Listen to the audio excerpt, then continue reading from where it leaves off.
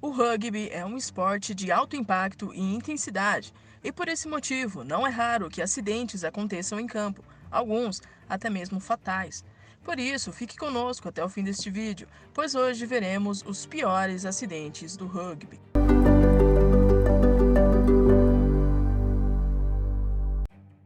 Antes de começarmos essa lista, vale lembrar que rugby e futebol americano são esportes diferentes.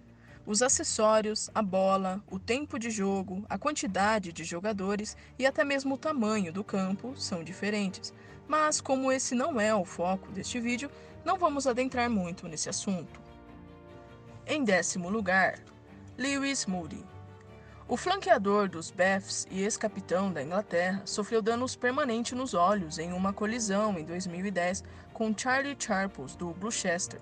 A lesão na órbita ocular foi totalmente acidental, já que a própria mão ou polegar de Moody acertou seu olho de forma não intencional. O jogador perdeu toda a visão no olho atingido por cerca de 24 horas, mas conseguiu se recuperar e retornar aos jogos. Em 9º lugar, Wayne Buck Shelford. Essa é a história de uma lenda do rugby da Nova Zelândia. Buck foi uma vítima notável da infame Batalha de Nantes, um dos jogos de rugby mais agressivos já testemunhados. A Nova Zelândia jogava contra a França. Durante o jogo, um chute atingiu a virilha de Shelford, rasgando seu escroto e deixando-o com um testículo pendurado. A lesão de Buck foi suturada ali mesmo, na linha lateral, e ele conseguiu jogar até o segundo tempo, quando uma pancada na cabeça e uma concussão o impediu de continuar. Buck ainda perdeu 3 dentes antes de deixar a partida. Testes realizados depois mostraram que muitos dos jogadores franceses estavam sob o efeito de anfetaminas, o que explica toda essa violência. Em 8º lugar, Petey Whipple. Whipple quebrou gravemente a perna direita durante um confronto em Taranaki em 2010, no Westpac Stadium. Houve suspiros audíveis na multidão quando a tela grande repetiu sua torção no tornozelo direito ao ser derrubado enquanto tentava um chute à frente. O jogador precisou ser retirado do campo à base de morfina. Os cirurgiões tiveram que usar 6 parafusos e uma placa para reparar os danos na perna e no tornozelo. Mas o resiliente jogador estava de volta apenas um ano depois para desempenhar um papel fundamental no triunfo dos All Blacks na Copa do Mundo de 2011. Em 7º lugar, Cameron Ciraldo. Cameron era um jogador da Liga Australiana, então tecnicamente ele não é um jogador de rugby, mas ele está nessa lista porque não há dúvida de que a liga é tão difícil quanto a Union. Cameron sofreu uma fratura na fíbula e teve um tornozelo mutilado em uma partida do NRL de 2009, jogando pelo Newcastle, depois que seu pé ficou preso durante um tackle em um jogo contra o Cronulla Sharks.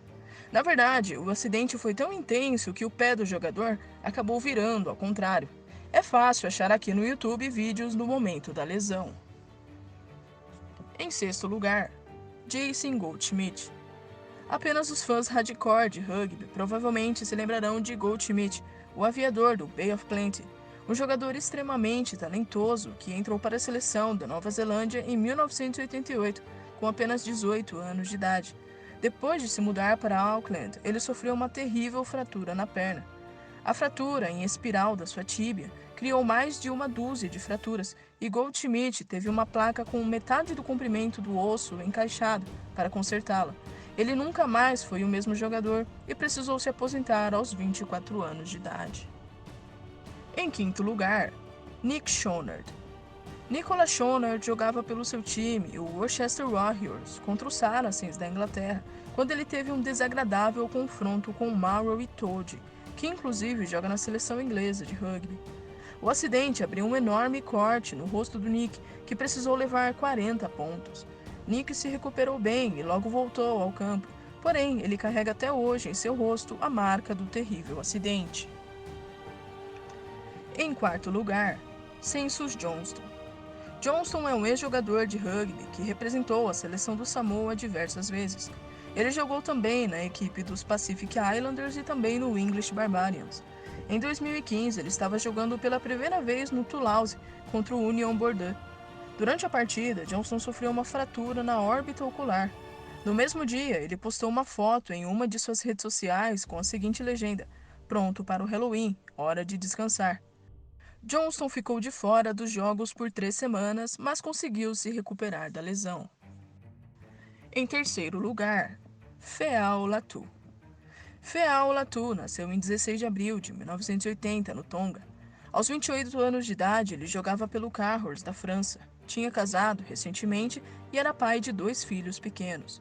No dia 11 de janeiro de 2009, o Cahors entrava em campo contra o Périgueux, valendo a terceira divisão do campeonato francês. O atleta desmaiou aos 25 minutos de jogo e recebeu assistência médica no campo. Houve inúmeras tentativas de reanimá-lo, mas sem sucesso. Por isso, ele foi levado ao hospital da cidade. Mesmo assim, ele acabou falecendo. Os médicos que o atenderam informaram que o jogador teve uma parada cardíaca fulminante enquanto ainda estava em campo. Uma missa fúnebre foi realizada na Catedral Saint-Fond, em Périgueux. É terrível, estamos completamente chocados. Todos os jogadores e toda a família do rugby aqui viveram um drama hoje. É difícil de aceitar, disse o presidente do clube Périgueux, Michel Macari. Em segundo lugar, James Harden. Diferentemente dos outros acidentes mostrados aqui, esse não aconteceu na liga profissional de rugby, mas sim em um colégio. James Harden, de 18 anos, estudava na escola pública Sherborne School e jogava contra o Blundell's School. Durante a partida, ocorreu um choque frontal de cabeças em alta velocidade entre Harden e um outro jogador da equipe adversária. O acidente causou um ferimento na cabeça de Harden, que foi levado para o hospital, mas faleceu dias depois. Richard Gould, porta-voz da escola, lamentou o ocorrido e disse que a colisão foi totalmente acidental. Em primeiro lugar, Tino Amato. O tackle é uma jogada do rugby. Seu principal objetivo é tirar a bola do controle do adversário, impedir o adversário de ganhar terreno até a linha do gol ou simplesmente de parar a jogada em andamento. Essa jogada muitas vezes inclui derrubar o adversário no chão e, obviamente, é uma manobra de alto impacto. Tino Amato estava correndo para o try-line quando foi atingido por um tackle que tirou sua vida. Ele jogava no Central Hawke's Bay Rugby Club. O tackle em alta velocidade veio por parte do zagueiro Otene, cerca de meia hora após o começo da partida. Amato, sem conseguir respirar, foi levado até a linha lateral, onde desmaiou e passou por uma tentativa de reanimação boca a boca. Ele foi encaminhado ao hospital, mas faleceu horas depois, aos 33 anos de idade. Uma autópsia feita revelou que a causa da morte não foi diretamente pelo impacto do tackle, mas sim pela forma como o jogador caiu no chão, o que causou o esmagamento de sua laringe e, consequentemente, sua morte por asfixia.